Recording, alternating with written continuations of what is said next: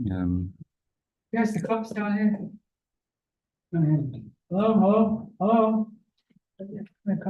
Okay, if you have your Gemara, Shalmich Rebbe label. Yesterday we went through the Rebbe's response to the assassination attempt on Ronald Reagan. We're holding here the second to last line on the page, Megillah. Good morning, first of all, good morning, Mr. Minsky, and good morning, Rebbe label. For joining us again. Yossi, thank you very much for joining us again today. Shmuel, Mr. McDoodle, once again. Thank you for coming and joining us. And we're holding the second to last line on page Chavtes on the base, 29b. Your art scroll will be last 29b page. Wait, for you. That'll be 29b5. Yeah. Chips, oh sure. Going back to the that.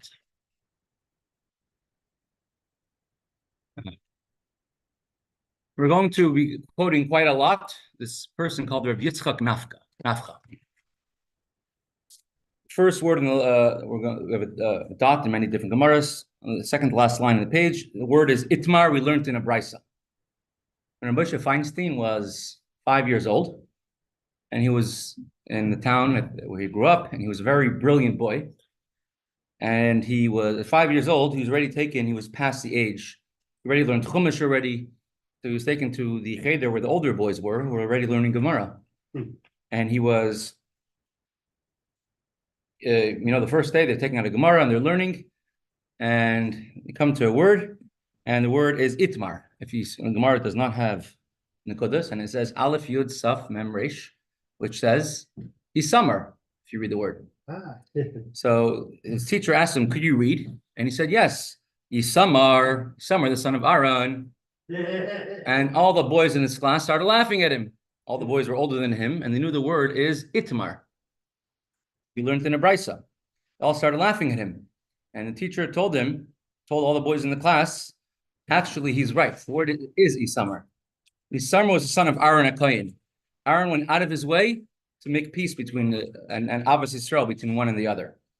And if someone mispronunciates a word, and you make fun of them, then actually the word is Isamar. You should take a lesson from Aaron HaKohen. If someone's learning a Gemara, then the word is Itmar. But if someone makes a mistake, the word is actually Isamar. This is a lesson he always kept for his life. Itmar. We learned in a brisa. Chol liyas Veyaddata tetzaveh. We're going to be, I would say, going back and forth on these tabs. This big screen doesn't work. It'll try a few minutes to get that to work. So, but online, you'll be able to see it. I just brought up an example from this year. This year is 2024. We had a double other. Parshas Tetzaveh was on Shushan Purim Katan. Parshas Shekalim, we read on, where is it? Parshas Shekalim, we read in here, 29th of Adar, Parshas Vayakel. We read it 2 weeks after Parshas Tetzaveh, but we read the same Parshas 2 weeks in a row, because 22nd of Adar Aleph was Parshas Kisisa, which the Parshas Shekalim is the first Aliyah of Kisisa. And the next week is Parshas Vayakel. We once again read Parshas Shekalim, which is once again Kisisa. So we read the same Parsha 2 weeks in a row. Now, if the Parsha before Kisisa, this, I don't need that anymore on the screen. The Parsha before Kisisa over here is Tetzaveh. Now, if Parshas Shekalim came out to be during Parshas Tetzaveh, I don't know if that happens often. I know it happens other weeks. I'm not sure if it happens on Tetzaveh, but if it does, we can sort of have a conundrum.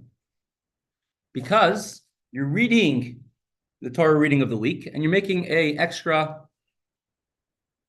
maftir of Parshas Shekalim. So you're reading the entire Torah reading of Tetzaveh. You come to the last Aliyah, and then from after you read the beginning of Kisisa, beginning of the next Parsha. But not necessarily do you even notice that you're reading something new for Parshas Shekalim, because you're just continuing to read from where you left off.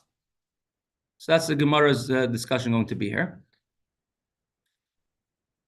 Chol Lias Beyaddata Tetzaveh. If Parshas Shekalim came out to be during the week of Ata Tetzaveh, and the parsha right after that is Parshas Kisisa, and Parshas Shekalim is right at the beginning of Kisisa. Omer Rebbe Nafcha says Rebbe Nafcha. We quoted him several times already. We're going to have him another several times. Who was he? He's not quoted anywhere in the Yerushalmi. He's only quoted in the Bavli. Nafcha means a blacksmith. Either he was a blacksmith or his father was a blacksmith.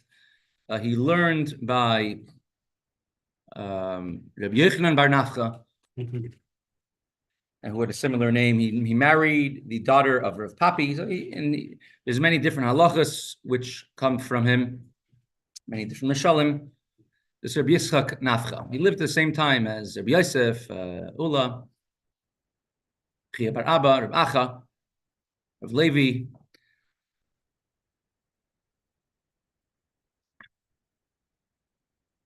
Rabbi Yochanan Nafcha says, let me go back to here.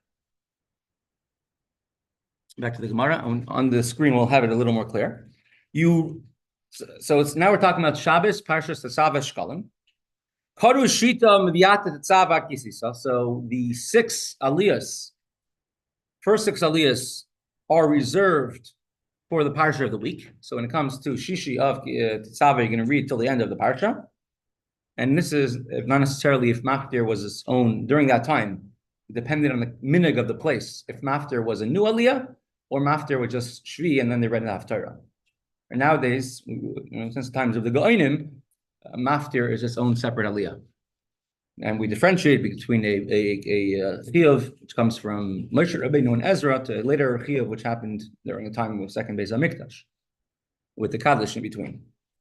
But then many communities, Shvi, the last aliyah, was actually the Maftir. And so the one who had Shvi got the Haftarah, sort of like a fast day. Yom Kippur Mincha, the one who has Shlishi gets a Haftarah. So the first six aliyahs finish the parsha. And the seventh aliyah, Mikisisa ad Vyasisa. He reads from Kisisa until Vyasisa. Let me bring this up on the screen to make it a little more clear. I just brought up a tikkun, example of a tikkun karim where someone could practice online to lane. That's why I wish for today we had a screen that worked. But Hashem, it's shkacha pratis. So I brought up a column in a Sefer Torah over here, and this is verse 30 is part of Parshas Tetzaveh. This is the end of Parshas Tetzaveh. You should make a mizbeach. This is actually the maftir nowadays of Parshas Tetzaveh, and it goes all the way through verse 10. That is part of the last, or I think that's the last aliyah. That's Shvi of Parshas Veyaddata Tetzaveh, and you lane to the end. Verse 11. Part in the same chapter as prakim or divided. That starts Parshas Kisisa and Parshas Shekalim. Therefore, he says, the Rebbe Nafcha says that the asisa, the one who receives the shishi in Parshas Tetzaveh goes all the way to the end of the parsha, to Hashem, and Shvi over here starts from Veidaber, Kisisa, and it goes until the word V'asisa. And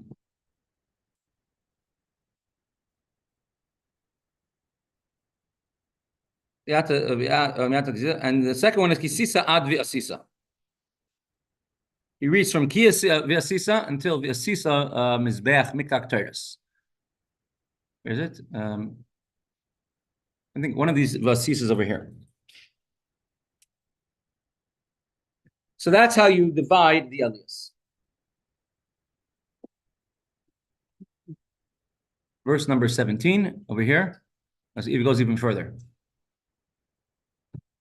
It goes from, he says, all the way till verse 17. Oh, sorry, to Vasisa Kir. It says you read from verse 11 through verse number 16. That is Rabbi Yitzchak Nafcha's opinion. And the second opinion, Amar Abaya has an opinion which disagrees with the opinion of Rabbi Yitzchak Nafcha. Amri, people are going to say, let's turn the page, till 30a, Ukmihu dekam mukmi hasam. This claim we just said earlier, no one's going to recognize that you're laning the parsha of Shekalim. Everyone's going to think that I read regular Parsha has seven aliyahs. I read 6 aliyahs, and I read the 7th aliyah from literally the next paragraph from the Torah. So no one's going to recognize that you're reading Parshas Shekalim. So what should you do rather? Ela Amar Abaya says, Podu Shita Miyatel Tzava Ad V'Yasisa. Rather, says something unique. What you do is you read 6 aliyahs and in Parshas Tetzaveh, and the 6th aliyah reads the 6th aliyah of Tetzaveh, 7th aliyah of Tetzaveh, and the beginning of the first paragraph of Parshas Kisisa, discussing the Shekalim. V'chad Tani v'Kari, and then Parshas Shekalim repeats over what the last part of the 7th aliyah, which is the beginning of Parshas Kisisa. So in short, you have something repeating, and it's not a maftir, it's shvi. Shvi will repeat what? The end of the aliyah of Shishi. And since he's repeating again, and everyone listening is going to say, hey, remember, they had a translator translating. Metorgaman, right? So everyone is like paying attention to the translator. Hey, didn't you just say that right before? And say, oh, why are you repeating it? It's Parshas Shekalim today. And everyone realizes, oh, I remember we got to give Shekalim. We got to give our shekel to the Beis HaMikdash. But if you didn't repeat it, people will think you're just continuing along the regular order. So these are the 2 opinions of the Gemara. And the Gemara will now discuss a little bit back and forth between these 2 opinions. What's that?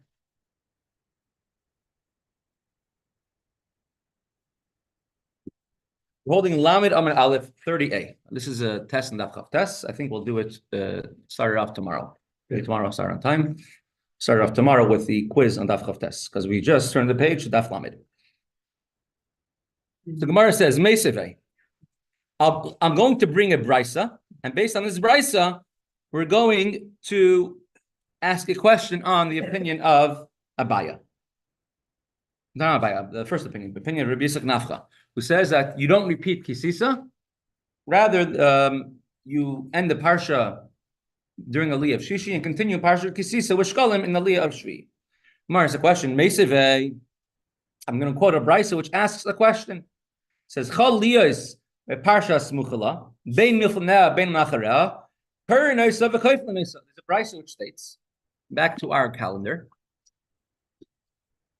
if Parshas Shekalim is in the week before Kisisa, which isn't Tetzaveh, or like it was in this year, the week after Kisisa in the Parsha of Vayakhel, then you repeat Parshas Shekalim twice. And the Gemara sort of understands right now to take that what it means is you repeat it on the same day twice, which is like the opinion of Abaye, which says that you repeat Parshas Shekalim twice. It becomes Akisisa. Gemara says, Bishlam ala Abaya. Granted, according to the opinion of Abaya, this works out very well. Because Abaya just stated that if it comes out on the week of Kisisa, you repeat it. If it comes out in the week of Tetzaveh, you repeat it twice. Shishi reads all the way through Parshas Shekalim, and then Shri repeats the part they just read in the beginning of Kisisa again, and that's in the week of Tetzaveh. So according to Abaya, we understand why you would repeat Parshas Shekalim twice on one day. According to Rabbi Yitzchak Nafcha, who says that you do not repeat Parshas Shekalim twice. He says rather Shishi goes to the end of Tetzaveh, and Shvi'i is Parshas Shekalim, according to him. Kashi, we have a question. How does this brisa fit for, according to the opinion of Rabbi Yitzchak Nafcha? You have a difficulty, because Parshas Shekalim is only read once on that Shabbos in Parshas Tetzaveh, not read twice. And this brisa, which stated, brisa teaching from the Tanoim, which states that if Parshas Shekalim comes out to be in the week before or after Kisisa, you read Parshas Shekalim twice. Mar answers, Rabbi Yitzchak Nafcha answers back. Ulabaya minicha.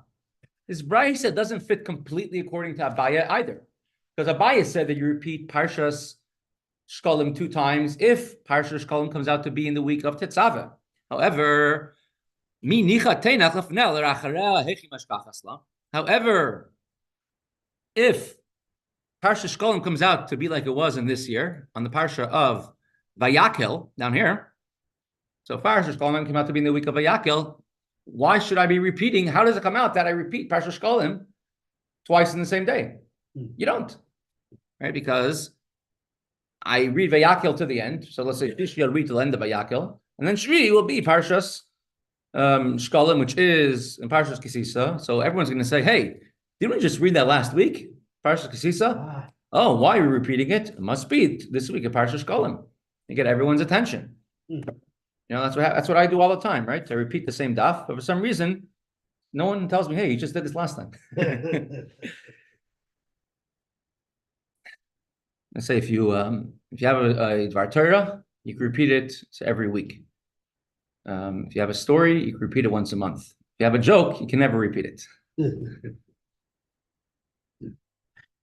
If so, this brayse does not fit according to the teaching of Abaya, which states that if Parshas Shekalim comes out to be in Parshas Tetzaveh, you repeat Shekalim twice on the same day, but not if you, what about the week after, if it comes out to be Parshas Vayakel?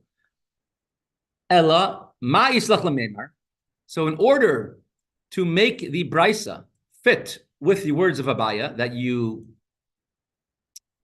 which Abaya states that in Parshas Tetzaveh you repeat Parshas Shekalim twice. Koifla b'shabbasis. It doesn't mean you read it twice on the same day. Rather, it means you read it 2 weeks in a row.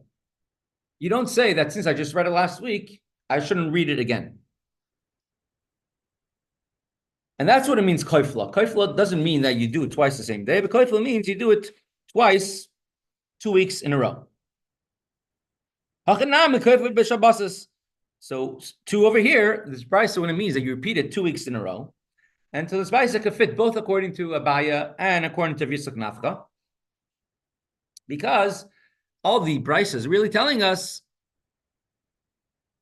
is that you repeat Parshas Shekalim twice in a row. So this year, for example, we had this exact brayse playing out because we read Parshas Kisisa, Chaf Beis Adar Aleph, and next week Chavtes Adar Aleph, we read Parshas Shekalim, and we read the same Torah reading 2 weeks in a row, which is quite convenient. You don't have to really be goylel Sefer Torah. But most shuls which have multiple Sefer Torah, we anyways take on a new Torah for the Gedula, for the greatness of it. It's 11:36. Let me pull up the mimer on the screen.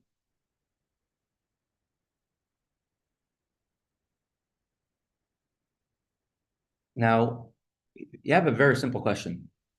What does Rabbi Tzvi say back to Abaya? Abaya says people might not realize that you're reading Parshas Shekalim. So what does Rabbi Tzvi say? He's not worried about that. If you're just continuing to read, but he says it's better not to repeat if you don't need to, because a repetition could many times could lose a person. The person could not realize what they're doing. So you don't repeat if you're able to avoid it.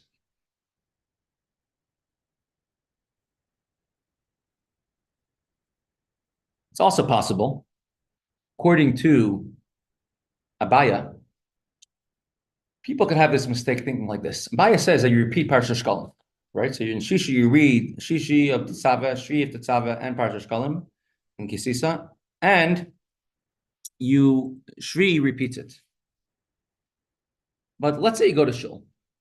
On Shabbos, you need to have 7 aliyos. If I go to shul, for some reason, the person called up for Shishi read till the end of the Parsha. What do you do now? You need 7 aliyos. You call up a 7th person. The 7th person, what they do is they don't read the next week's Parsha. They repeat what you just learned. So people might think that, people might not necessarily realize that you're repeating it because it's Parshas Shekalim. People might think you're repeating it because a person got the aliyah didn't know where the aliyah ended, or wanted to show off how great of a voice he has and decided to lane even longer. But not necessarily will they realize that the reason why they stopped is and repeated it is because it's Parshas Shekalim. So he answers, if that's the case, that all you have to do really is read 3 psukim to make a 7th aliyah. You don't have to, but Parshas Shekalim is, look, it's from verse 11 through verse 16, which is 5 psukim. The fact that you're reading so many psukim means that it's not just someone made a mistake, but rather you're actually reading Parshas Shekalim.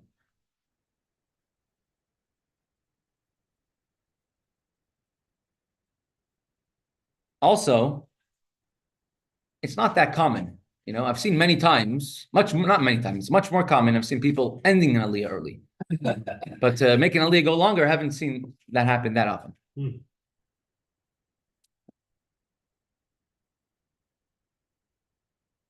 Nowadays, we're able to easily recognize that if we're reading Parshas Shekalim from the fact that we take out a second Sefer Torah. And so we take out a second Sefer Torah, so we're easily able to have the recognition. Some people, or in some places, we only have one Sefer Torah, and let's say it's in the week of Atat Tzava, but we still have a recognition because nowadays Maftir is its own aliyah today. It's not Shvi. Haftarah doesn't get Shvi, rather it's its own aliyah. So therefore you finish laning, and now you're saying Kaddish, and then you're continuing to the next Parsha, or Parsha Shekalim. So the Kaddish lets everybody know that we finished the weekly Torah reading, the weekly Parsha of the week. And what I'm doing now is something else. And the Maftir is reading something new, is not because we're there, but not because we happen to be in that spot, but rather because of Parsha Shekalim. Let's go to the hand up the Marb here.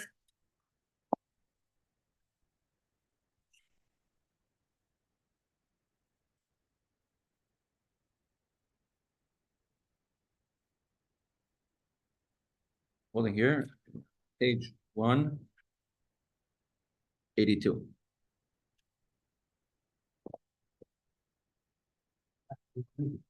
There you go. Do a new share. A new share. Well, it's almost like a new share. Sharing a new topic.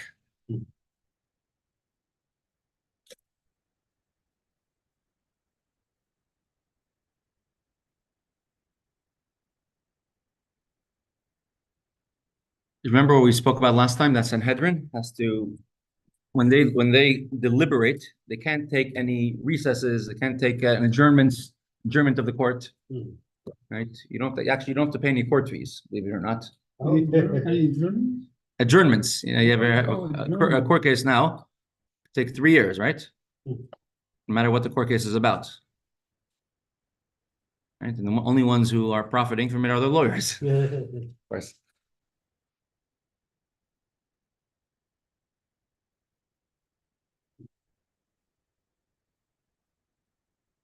Now, we brought several examples from several great people. Avram Avinu. Remember Avram Avinu?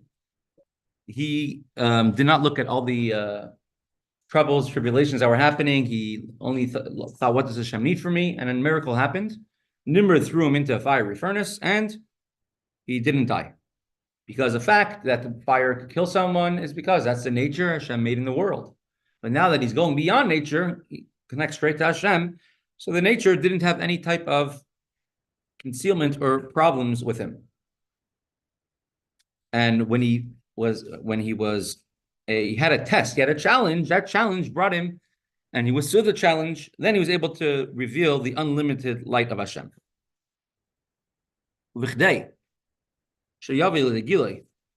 In order to come to a revelation, it's page 183.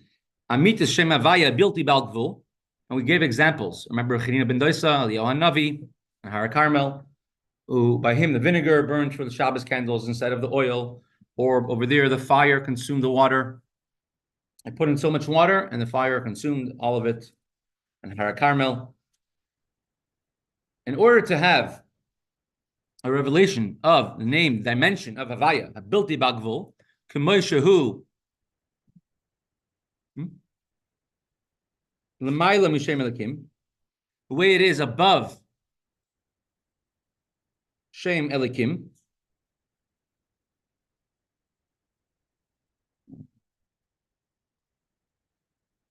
Habilti Balvul.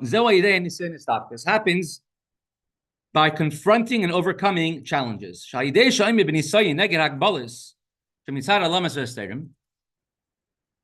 a person overcomes challenges that are thrown their way, we just find the spot over here. When a person overcomes challenges that Hashem gives them, why does a person receive challenges? From which, not why, but from which source? Comes from the name of Elikim, when Hashem is concealed. It's possible to come to a revelation of the infinite qualities of the Aron Sof of Hashem, which transcends the limits of nature.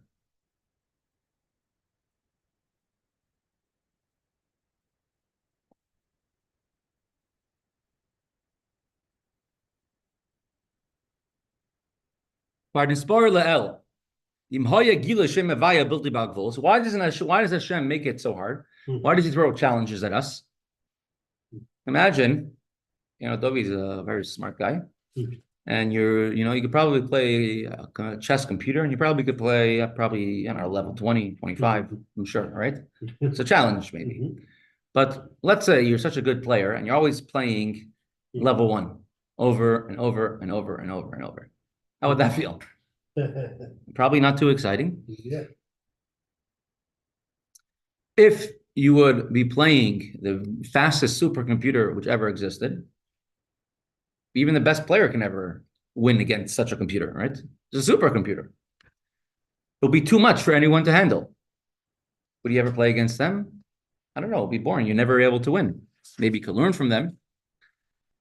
If you would only have Shem Havaya being revealed, without being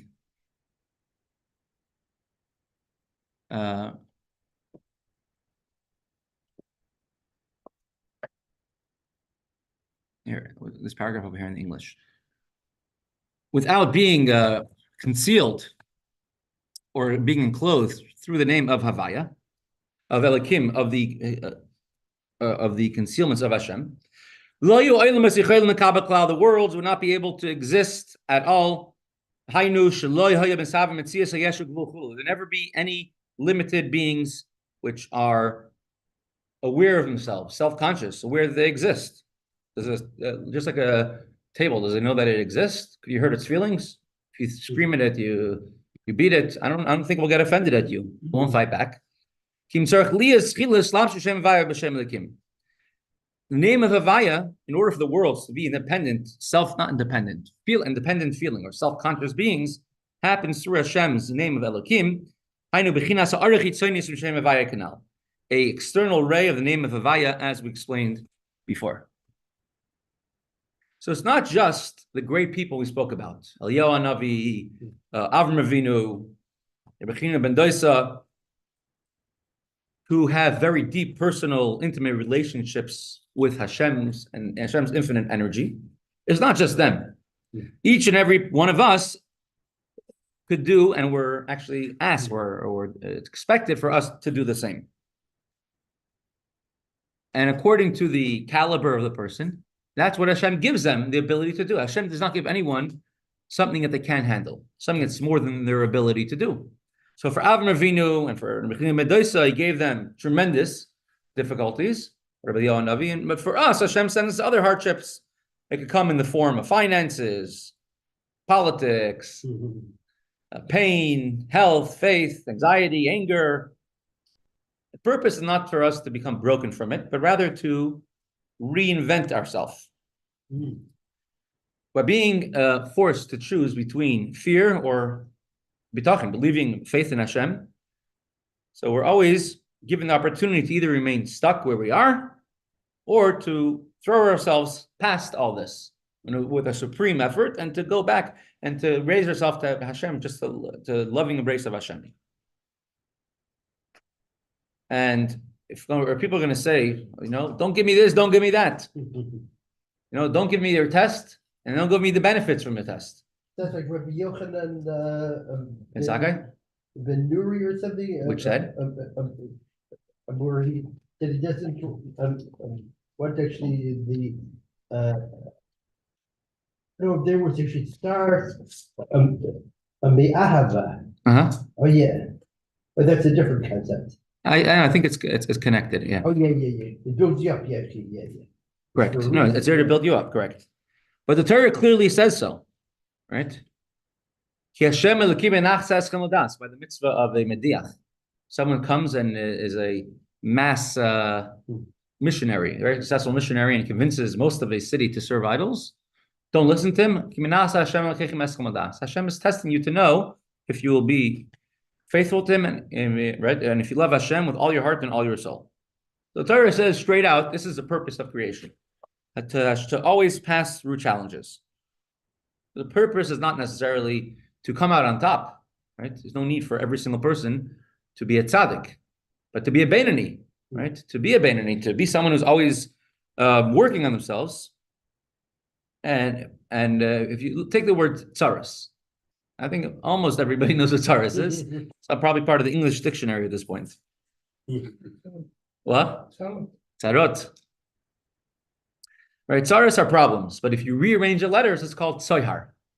Tzoyhar means a light, a gem, a light at the end of the tunnel. As soon as we change our perspective, instead of looking from the ground level, from a tzara, rather you change it, make it a tzoyhar. You see the light of Hashem shining on it, and suddenly, instead of trying to find your way around the maze in the dark, suddenly the light's on. And from there, you can see how Hashem is only giving us a challenge to connect with Him in a better way.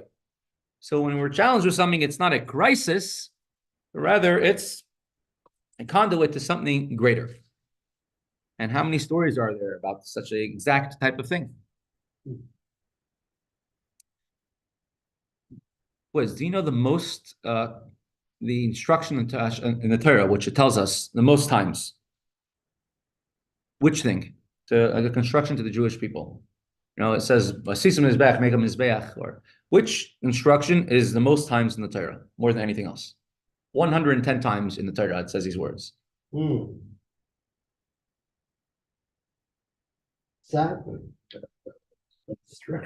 Two words, al tira.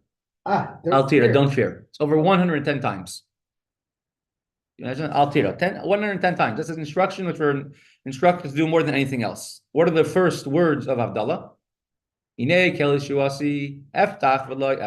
believe in Hashem, I will not have any fear. What are the last words we say when we leave shul after davening? Al tira, right? Oh yeah, al tira. Exactly, we have our al tira choir over here. All right, meaning when you're leaving shul, you're leaving your safe space and you're going out to the world, there's no need to be afraid. Instead of whenever we know someone comes up with a challenge and the first thing is to panic, and the first thing we're telling us is reach higher, right? Faith trumps fear. It's not a question if things are going to be difficult. It's only when things will be difficult, when we have hardships. When that happens, our challenge is how we are going to react. They're going to react with the first emotional response, which every single person probably has. Or you're able to use your emunah and bitachon, your faith in Hashem, to go beyond. So from the very, very beginning, Al tira Avram, Hashem tells Avram, don't fear Avram, right? I'm with you. From the very beginning, Hashem has been telling us nothing to fear about, nothing to worry about. Again, I understand when you're on the ground, and the emotions sometimes take over. And that's why we have to repeat and drill this message over and over and over again, right? Because a soldier in a war doesn't have time to panic, right? That's why they're trained so much, to make it part of them. So Hashem tells us it over and over, and this mimer is bringing us also saying over and over the same thing, that if you just blow away the cover of every challenge and test that Hashem gives us, and open your eyes to the truth of everything and every trial that we're giving, realize that Hashem is rather opening up a window. He's opening up a new opportunity for us. V'az dafka yicholim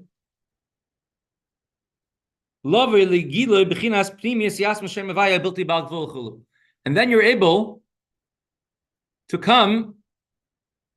I'm just going to make the English size larger because Hebrew is not the right side of the page, anyways. like this.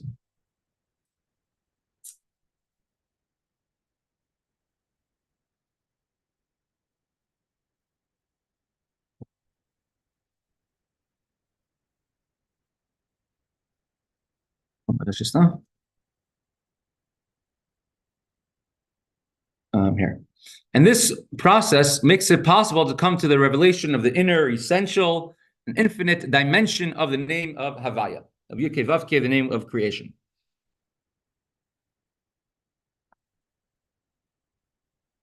Avram Avinu had a test, right? A test of faith. Nimrod, almighty king, wherever he goes in the world, Nimrod's able to chase him and grab him. And Nimrod says, bow down to me as a god, otherwise he'll be thrown into this fiery furnace, and the flames are huge, and they're leaping up at them. And as Medrash says, just as soldiers were getting to the furnace, 40 soldiers were burnt from the heat of the furnace. He says, or you're being thrown into that. And still, Avram Avinu was able to stand past that. So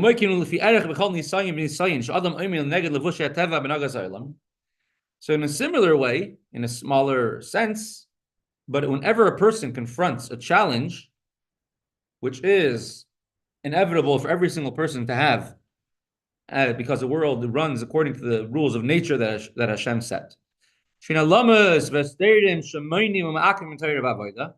And these obstacles and concealments hold back and hinder a person from advancing, learning Torah, from advancing in service of Hashem.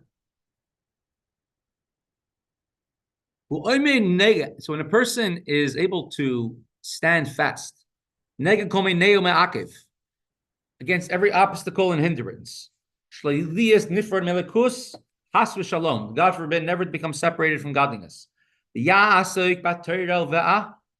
should learn Torah and serve Hashem and daven and work on yourself. And every person is given abilities by Hashem to do it in their individual capacity. They reveal a light of Hashem, which transcends nature. And it's not a light that you turn on the light in the room. It's a light that you turn on your light in your neshama, in your soul.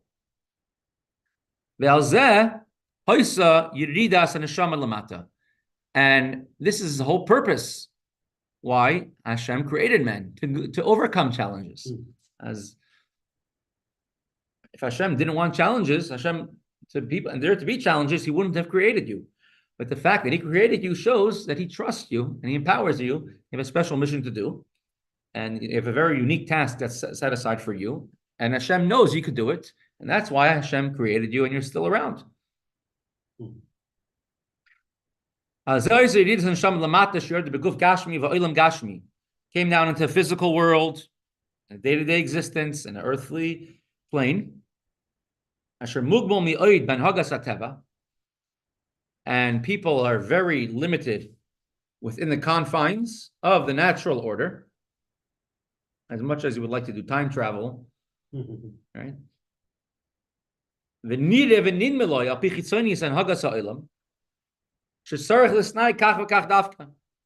a person thinks they have to act in such a manner, and I have to act in the natural way of meaning. I have to, make sure that I check all the boxes. Basic masamatan, for example, when it comes to business, someone thinks, okay, I gotta make it. I gotta be there at the stock market in China opens up at 10 a.m. China time, and the stock market in here closes at that time. I'm gonna start working from 6 a.m. or 4 a.m. till 10 p.m. I have to wake up extra early, and go to sleep extra late. In the whole day and night, be involved in my business. And if I might take an hour, take some time and learn Torah during that time while daven, I'm gonna for sure have a big loss in my business. And might appear to a person similarly.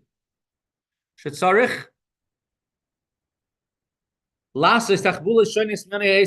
to make certain crafty techniques regarding to your business. And it's impossible to follow the path of truth. If I follow according to the path of truth, I'm not going to be successful. Right? So therefore, I got to given some false numbers on my taxes, and I got to pad a little here and a little there, and not pay the suppliers or anything else, or overcharge the customers. Because otherwise, if you don't steal, you don't earn. Right? There's an old saying in the or you might lose out. And you're going to say, this is the way things work. So I got to run with the nature. But the truth is, this is all from the challenges which Hashem gives to us.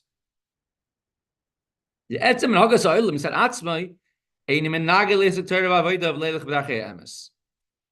fact that a person has his challenges is not because learning and davening is going to get in the way. Because it's impossible for the world to work and be in such a way which is going to be not letting a person go into in the path of Torah. In the world is impossible to be a contradiction to following the Torah mitzvahs. And to go in the way of truth. Every concealment and veiling is not really a true concealment of Hashem. Because in truth, every single thing in the world only helps out the Torah. It helps a Jew to do a mitzvah. Okay, so one small example of this. An example from Hershel remember when he was imprisoned, in a place called prison, and he worked very strongly during the entire time that he was there on his bitachon. And there was one time there was an appeal which looked like it had very good chances, and he had two of his lawyers coming to greet him to the place called prison to meet him. And they had a meeting set up at 8:30 in the morning, and he said there's only about 2 or 3 hours that they're allowed to meet with lawyers a week, and they needed to meet the entire time. There's a lot of material to go through in a very short time to go through. And lawyers flying in from California in order to meet him. And plus another lawyer from New York is coming to meet him. So it's a very important meeting. What time? And Shiur. Correct, Rabashkin. And he says 8:30 in the morning is when they're going to greet him. Now it says he arranged over there. He was in Karav many Jews. The Yiddish guy made brism and all that. And there's there's a daily minyan starting at 8:30 when you're first time you go to the chapel. And he says, I don't want to miss a minyan. Told him we understand, but this is very important. This is an appeal and it's good chances, and every single minute we have to meet is very, very important. So one time, skip minyan. And so he told them like this. He says, who do you think is going to get me out of this place called prison? I think it's you and all of your legal twists and turns that you could find in order to try proving this or that. And that's what's going to get me out of prison? That's not what's going to get me out of prison. He says, it's a challenge that Hashem is throwing at me. And therefore, if I skip a minyan, Hashem wants us to daven with the minyan 3 times a day. And if I skip it, in order to try leaving, I'm asking Hashem to redeem me, to free me all the time. And the way I'm going to do it is by skipping a minyan. He says, I'm going to go to the minyan. When the minyan's done, I'm going to come to the meeting. And they tried telling him over, and his family tried telling him, this is important. And he didn't listen. And he went to the minyan, and the minyan finished at say about 9, and then he showed up at say 9:10 or 9:15 to the lawyer's room. So he lost almost an hour. And he comes to the meeting with the lawyers, and only one of the lawyers are there, and they're waiting. And the last minute, like about 5 minutes later, one of the other lawyers, the one from California, came running in. He says, "My flight was canceled. I had to book a new flight. I got delayed. I just managed to get here right now." He says, "Imagine."